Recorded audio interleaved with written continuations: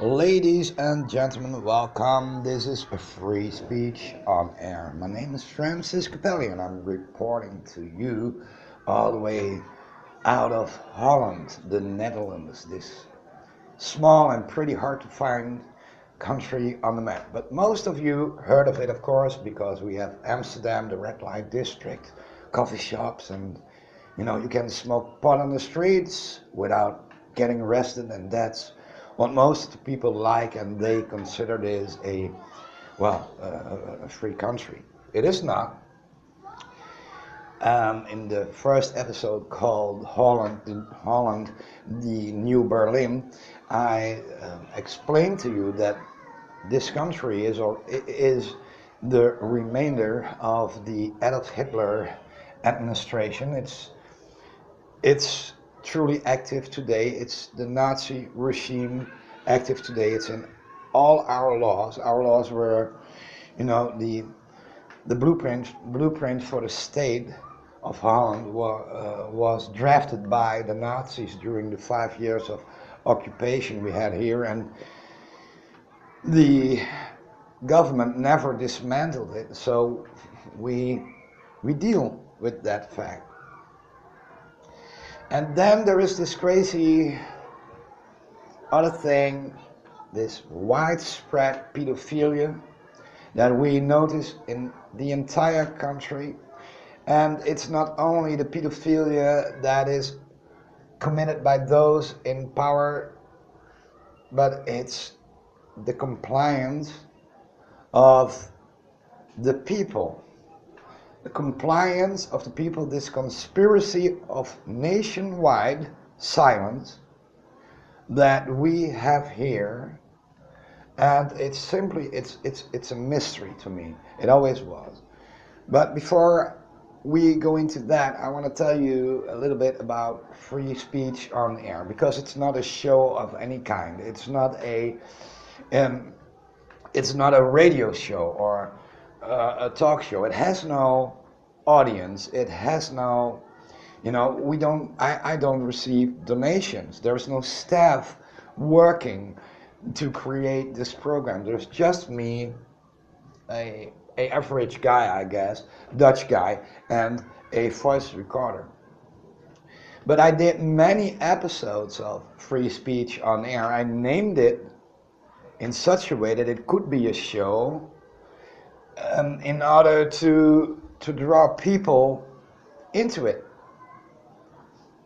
And to my amazement and to my surprise, it started to build a steady audience in Holland, and more people started to listen and even react and sometimes respond to it. And after 200 plus episodes or so, I felt like, well, I told you everything I knew, and I told you things that you could notice yourself if you would choose to open your eyes and just look around you, look at your surroundings, and think about things, and try to make sense, whatever that is these days, of the things you see and notice. And there was no reason for me to continue it anymore. But one of the people who was always tuning in or listening in was my good friend Fred Swemmer, a Dutch guy also, but he lives in Utah, close to Salt Lake City. And because of the fact that he lives in the States and he has many friends, he had friends on his Facebook who didn't understand a word, of course, of this Dutch mumbo jumbo. I decided maybe it is time to try and speak English and see if you could get the whatever point, see if you can get it across into a wider audience. You see, I think it's key if we speak out against the tyrannical governments, against the New World Order, against geopolitics in general, against a economy that is nothing else. The economy is not even a it's not even a it's not even the right word. It's just economy is just a description of the brutal crimes committed by the establishment, by the banks and the big corporations. To me, the word economy is another word for financial genocide. So many people here in Holland are suffering already. So many people are brought down to the brink of, losing their house, losing everything. So economy, that's almost it almost sounds like a curse. You it's not something that you want, basically. We need to get rid of it. The kind of economy that rules today is a virus, it's a cancer, it's eating away, it's chipping away all the things that make a nation or a people great. It's eating away intellect, it draws blood, it kills, it provokes wars, it creates disasters. It's just unbelievable what economy really is. It's the beast. It's the heart of the beast. It's almost like a satanic force. It's a dark force, and that is so powerful that even the brightest sunlight gets, well, it almost jokes the living daylights out of the sun. That's how thick this darkness really is. If you ask me, that is.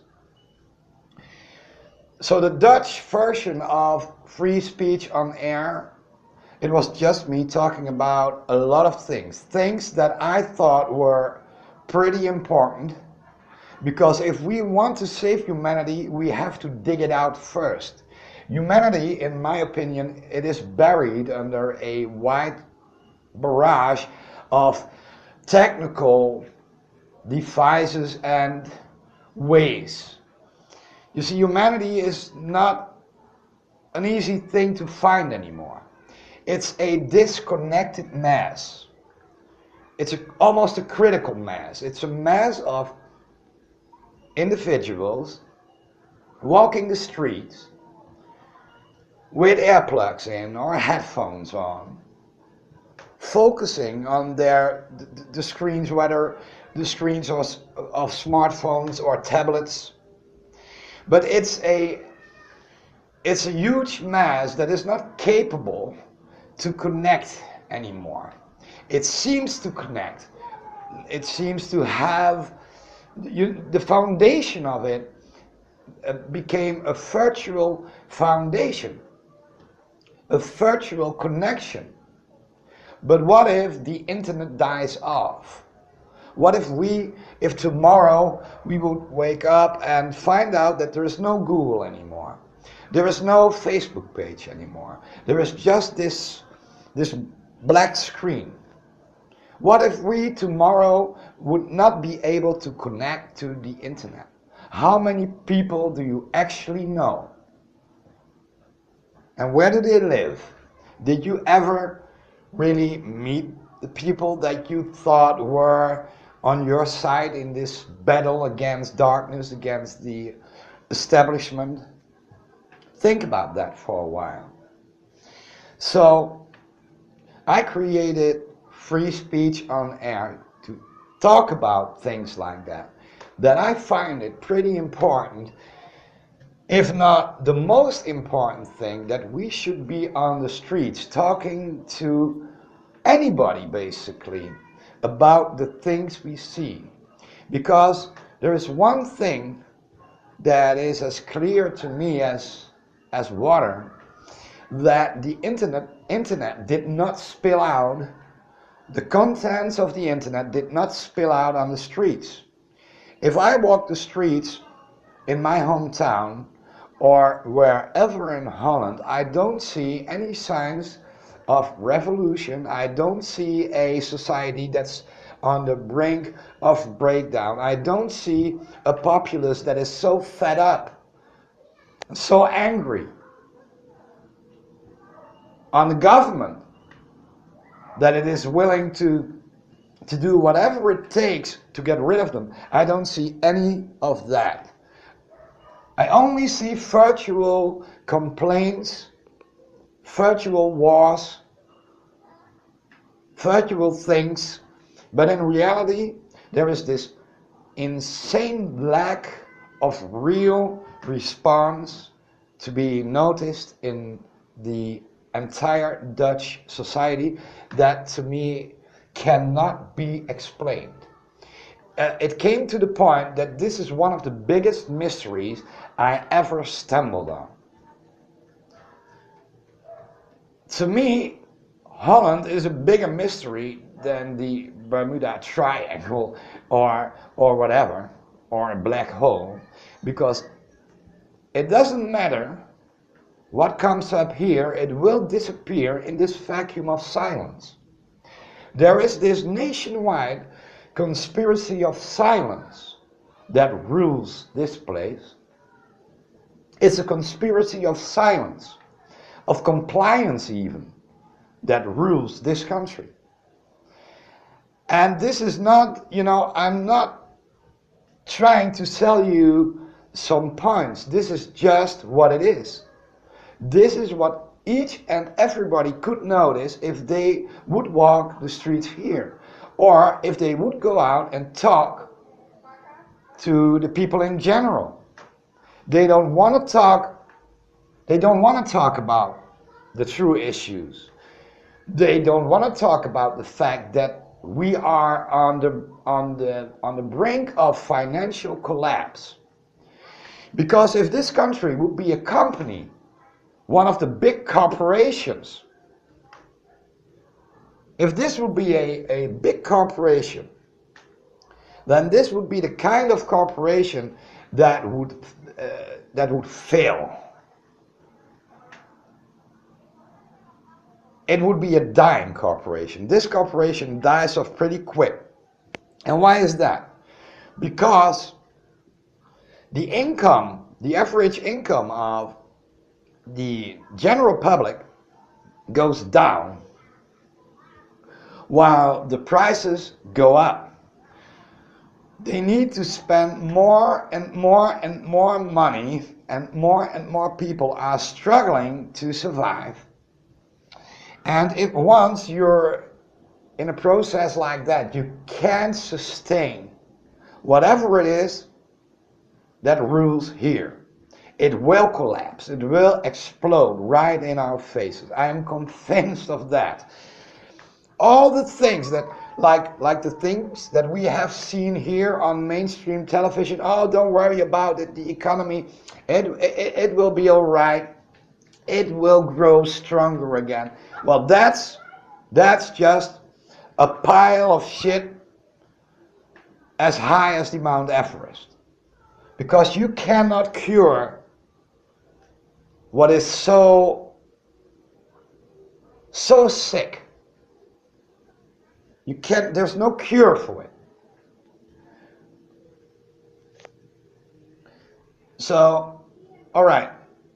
Free speech on air the Dutch version of it dealt with all kinds of topics. But also, it was one of the major points, finding back yourself.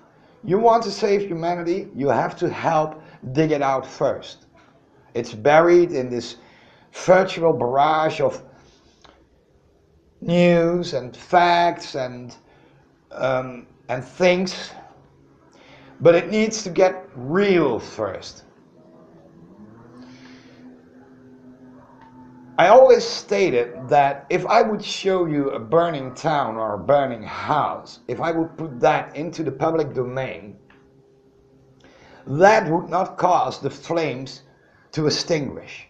The fact of showing us a burning house is not extinguishing it. It's not the same. It's just reporting. It's just a report. That's it. But the strange thing is that internet is a place where The World Wide Web, the public domain, it's a place, it became a place where people actually started to believe that by showing the problems, they were, somehow healing it. Many people believe that showing a problem is not only, it's not only a display of whatever it is that we are showing, but it's also the remedy. And I'm against that. I don't believe in that.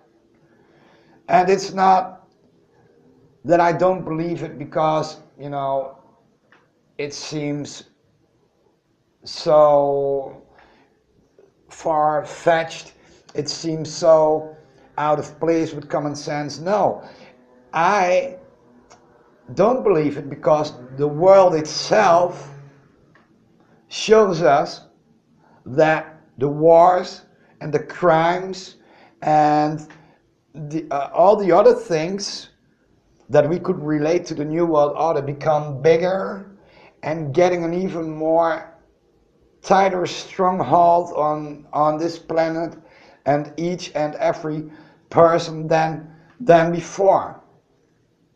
Now, let me tell you something that caused a lot of people to dislike me in Holland. We have, of course, the alternative media here. We have the same thing as you guys have overseas. You guys have InfoWars, and you have the Drudge Report, and you have this, and you have that. You have all those major outlets that of news. You have those free presses over there. We have it here also. In this country it was Klokkenluider online. It means something like whistleblower online. That was one of the top dogs, one of the top players in, this InfoWars thing. Micha Kat was his name, and he called himself the Dutch version of Alex Jones. He called himself at many occasions the Dutch version of Alex Jones. Micha Kat. Micha Kat. M-I-C as in cat, H-A, and then his last name, Kat. K-A-T. Which actually spells cat in our language, by the way. But anyway, though, he proclaimed he was the Dutch version of Alex Jones. But then I found out that the major sites, the major news outlets in our country were directly connected to the United Nations. And I could not believe that it was so. I checked it, I double checked it, but the guys who worked here in what should we call it, in the free press, the so-called free press, the so-called opposite of the mainstream media, the Dutch version of the InfoWars body, all those guys who played a major role in that were somehow connected to the United Nations. And I found that not only truly suspicious, I found it crazy as a donkey. Because here they were, on their own sites, claiming that the United Nations was nothing but the takeover of the world. It was basically the headquarters of the New World Order. That's how they considered it. I do too, by the way. And then at the other hand, they were working for that organization. So they were operatives of that same proclaimed New World Order. They were working for them. And to me, that's just, it's just incredible. This can't be happening. But it happened. Excuse me, I have to ignore the sound that you hear is actually the ringing of my doorbell, and I will ignore it because I want to finish what I started off in the first place. So here we are, free speech on air. I discovered that all our so-called free media outlets were directly or indirectly somehow connected to the United Nations. And as soon as I started to report on that, they did exactly what the government expect to do. They played the insanity card. They even called me a conspiracy theorist. Wow, and that was really funny because this, if you really look at it, we deal with conspiracies each and every day.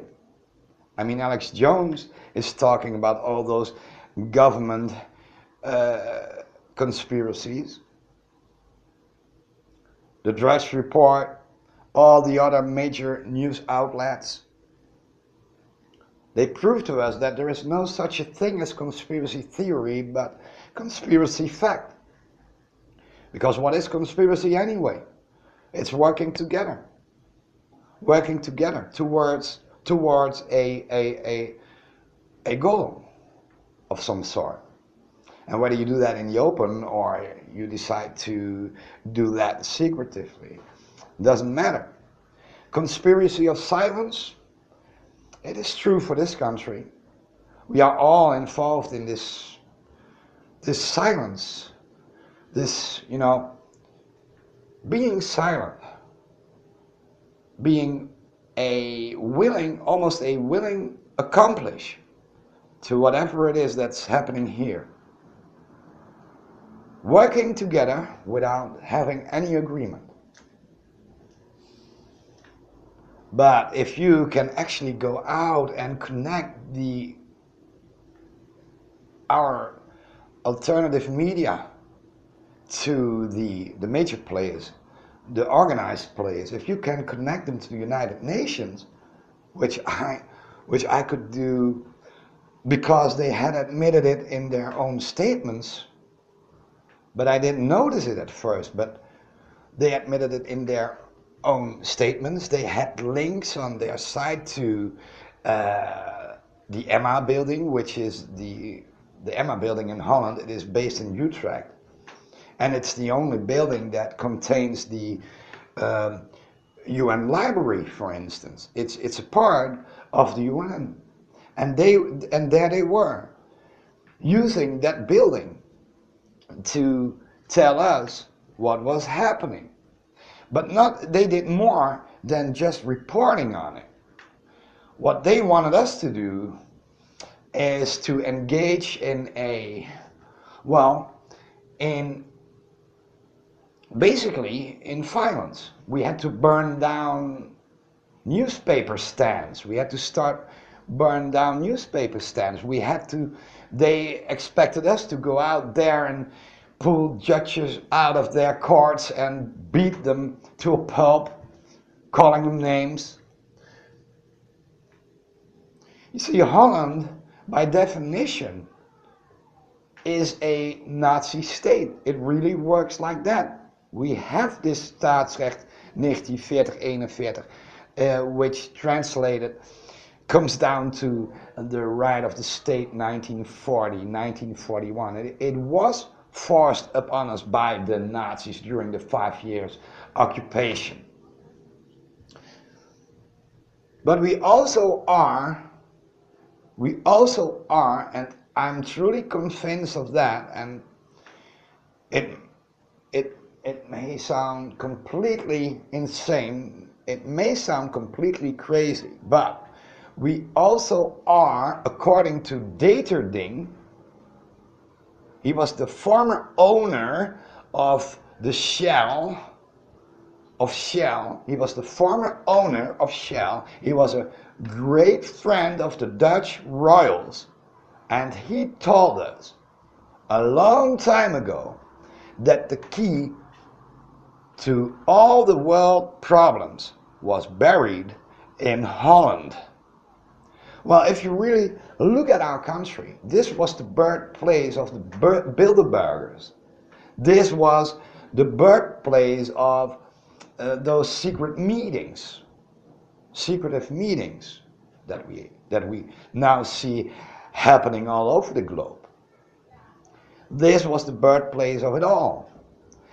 Today it is openly admitted, it's even in our law, that we are the functioning Nazi state of Europe, fully functional, a complete tribute to, well, the Berlin during the towards Berlin during the days that Hitler reigned. And then we have this crazy phenomena here that our so-called free press was, in many instances, directly related to the United Nations. Now think about that. And when I started to see how big the problem is, how well hidden some things really are, how well planned it is, I decided to inform the public about it, because this is something that we have to share. We have to share the knowledge. And you have to, that's why I do it in episodes that are not, that I will do this in episodes. If you remember this, what I told you just now, you will understand the following episode. It deals with pedophilia in high places, but it also deals with the conspiracy of silence that we were noticing in Holland during the 70s, the 80s, and the 90s. It is key to have this knowledge first, that we are the Nazi state, that our so-called free press, our so-called internet press, is directly rooted into the belly of the United Nations. To understand the next episode that will be uploaded maybe tomorrow or the day after tomorrow, as soon as I find the time for it. And that's about the Deming case, the Joris Deming case. And you might not know who Deming was or is, but if you search, you have to understand that this case, a pedophilia and child trafficking case, conducted by the higher levels of our government, was a case that even made it to the United States of America, because the Rebecca Project was seeking a way of banning this guy, Joris Deming, preventing him from entering the United States ever again. So banning was discussed by a committee, and you can find all those things, Joris Deming, just Google it. And I want to ask Fred to provide some links towards, or Dolly to provide some links and put them under this upload, put them underneath the box, so the American people can go out, and the English people and the Canadian people can go out and look into this matter for themselves. But I will tell you something that was never mentioned about the Deming case. The Deming case it's even to be found on Infowars.com, because Joseph Paul Watson picked it up. He picked it up, and he wrote a couple of articles about it. But I'm going to tell you something that Infowars failed to mention. They didn't look at it, and I don't blame them, because this country, Holland, is a cesspool of lies. It's almost the headquarter of lies. So they didn't know what they actually were writing about. And the next episode is about Joris Demming. He was like the Edgar Hoover of the Netherlands. He was the bearer of royalty secrets. He had a major position in our government. He was directly responsible for the entire police apparatus. The entire police apparatus of the Netherlands, but also responsible for the courts, the immigration and naturalization department, the secret police, all that. He was basically the chief of it all, the general, the secretary general of it all. And this guy was involved in child trafficking and even in pedophilia and killing. I'm going to talk about the Joris Demming case in the next episode, but it is key to remember a couple of things that I told you. That Holland is the Nazi state, a full-scale Nazi state, including all the laws, all the executive branches of the Nazi machinery. This is the headquarters, and it is still operational. It is still operational today. It's not only a recorded fact in history, it's just what it is. It is everything like that in the juridical sense. So, remember that.